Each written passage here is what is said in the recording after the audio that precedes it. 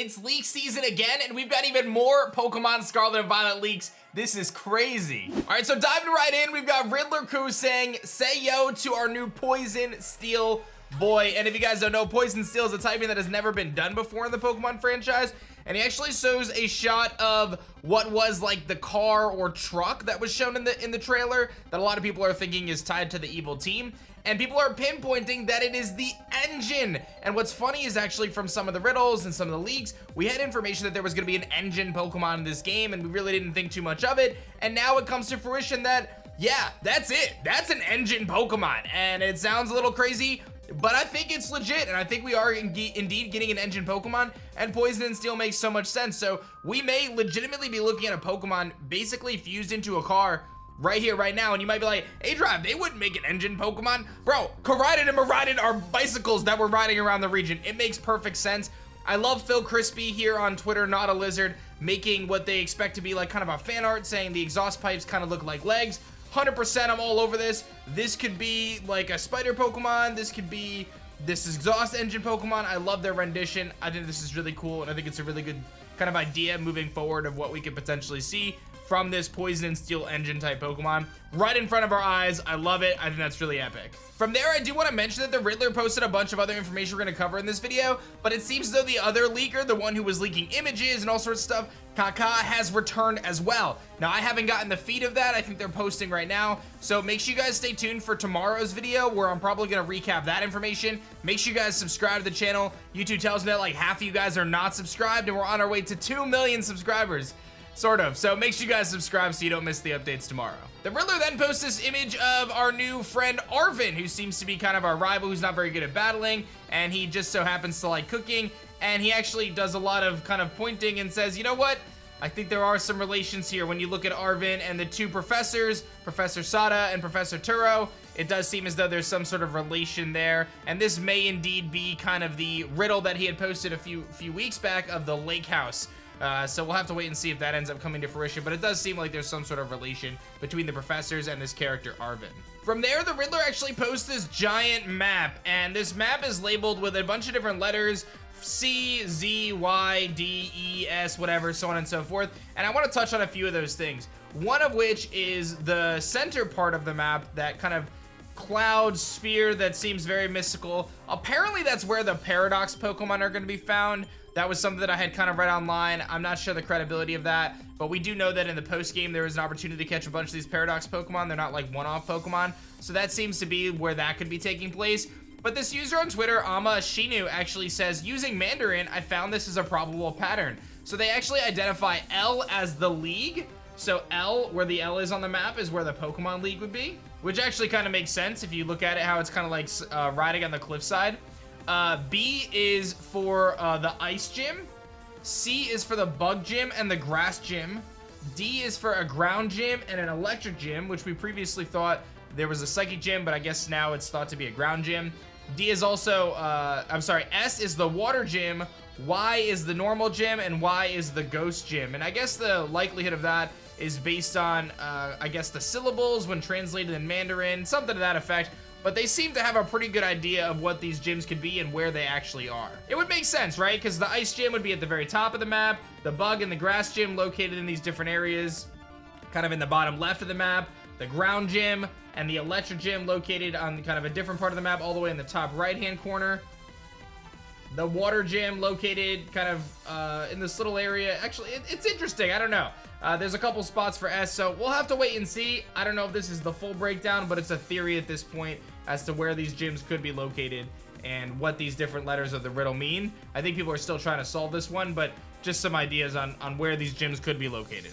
I thought this was really interesting too, doing a map breakdown. I'll probably make another video doing a full map breakdown, but Eugene on Twitter actually broke down kind of how the different locations in the map seems to relate to Iberia in real life. So I thought this was interesting. We'll throw it up there. You've got the Rock of Gibraltar. I'm going to mispronounce pretty much all of these things, but you've got the Barcelona-inspired city. You've got the Gulf of Valencia, the wetlands, Santiago de Compostela.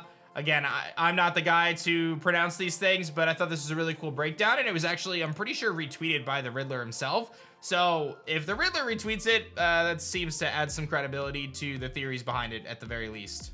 Lucia Cactus here on Twitter actually posted this, says maybe the real treasure was the art style glow up we made along the way. And they actually show kind of a before and after of the first trailer to now. And this is something we've seen in the past with Pokemon, right? It's not uncommon for their graphics to get much better as the kind of development cycle moves forward. If you think of the first trailer we saw for Legends Arceus with like the Chingling glitching in the sky, I can't believe they released that. It's actually mind-blowing to look back at that Chingling like 2 pixels floating and to what ultimately Legends Arceus was, which was relatively smooth experience for the most part. There's obviously going to be graphic improvements, and I know there's a large part of people who are just like, oh my god, Pokemon graphics are bad, but they're clearly working on improving a lot of these things, and that's one of the last things they typically do before a game ultimately launches. I mentioned in the previous video a lot about the new terrestrializing mechanic and the Terrastol mechanic, and it seems though we already saw that new move. We mentioned there's a move similar to Hidden Power where Pokemon are able to use their terrestrialized type based on if they change into something. So in the example of Gardevoir turning into a water type, like this image shows from Centro, they'll actually be able to utilize that typing move. So there's not really a downside to picking like an outside type. I don't know what the base power is gonna be, right? Like, is it 80 base power, is it 100 base power? I don't know. That's gonna be important. But nonetheless, being able to pick basically any type of move to put on any Pokemon can be huge because they can cover their weaknesses, they can counter, meta counter. It's just a lot of possibilities for what that could look like in a competitive metagame. So it's exciting. A little nerve-wracking, to be honest, just because there's so many combinations, but inevitably a metagame will develop, and then a counter metagame will develop, and we'll have to see. Again, it's so much of it is kind of revolving around how strong that new move actually is. Centro and the leakers report on the fact that the villainous team's final boss has already been shown, and much like the engine being shown as a potential Pokemon that we talked about at the beginning of the video, it seems as though there was actually a lot of hidden things in the most recent trailer that people are now uncovering actually might be important characters in the game, and they just weren't touched on in the first trailer. A lot of people are thinking that Clavel is actually the evil team leader, and I wouldn't be surprised to see that, right? He's the guy who's kind of telling you to do the treasure hunting. He's giving me big Chairman Rose vibes, so I'm gonna put my money on him. That's my guess at this point. We'll wait and see. It is confirmed from the Pokemon website that while you can freely roam around the region and take on the gyms in any order, that you're actually not gonna have them level scale, which does align with what Kaká had said in the recent leaks. This is probably the biggest blunder I think I've ever seen, and I'm actually incredibly disappointed to see this. The website states that the Paldea region has a Pokemon League and a special class of pro rank trainers who achieve the champion rank. The facilities are called Pokemon gyms in many towns, and the leaders of the gyms are waiting for challenging of trainers and your friends. There's no set path to the gyms. You can purposely seek out a stronger gym leader, or you can simply stop by a gym that happens to be located in a town you come across in your journey. This time, you get to plot your very own path along Victory Road.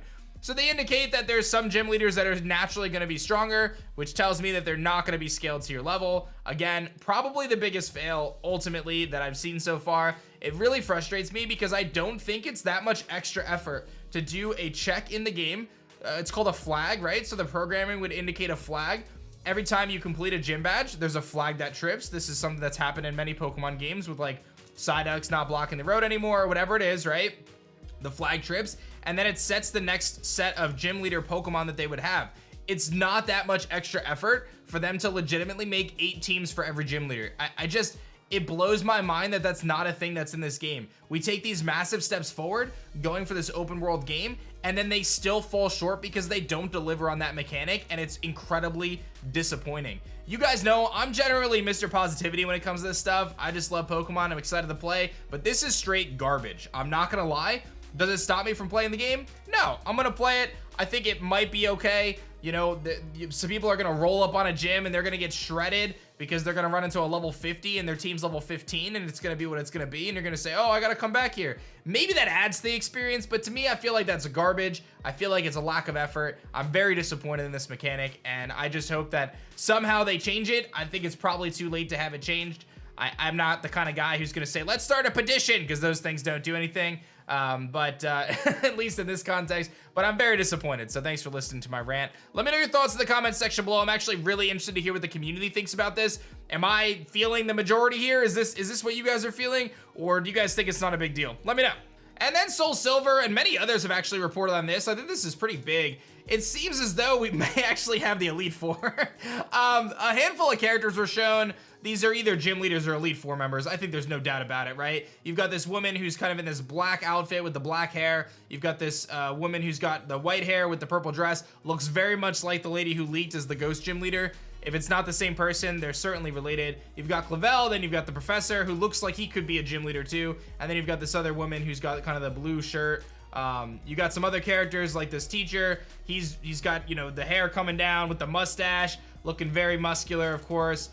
Just a handful of these trainers. Some of these are important, right? I mean, there's got to be something with the Elite Four here, something with some gym leaders. There's certainly a tie-in. What that tie-in ultimately is, I don't know, but don't be surprised if these are important characters when the game ultimately launches. And that's pretty much it for the news for today. We covered everything from all the leaks and much, much more, including a new Pokemon that was hidden, that Poison Steel type Pokemon, the Elite Four, and much, much more. Let me know your thoughts on the whole gym leader scaling thing. Like I said, I'm very passionate about that. I just think it's a lazy approach. I feel like they should have programmed the teams in. It's something that exists in the manga. It's something that exists in the lore of Pokemon, where gym leaders utilize different teams based on the level of challenge that they're facing, and I'm very sad that that's not going to be incorporated into this game. Again, huge steps forward, big steps backwards. What are we doing? That was a huge opportunity to hit a home run, in my opinion. It is what it is, but I'm a little disappointed about it. Let me know your thoughts. Like the video if you enjoyed. Subscribe if you guys are new. I think we're going to get more information tomorrow, so stay tuned for that, and I'll see you guys soon. Peace.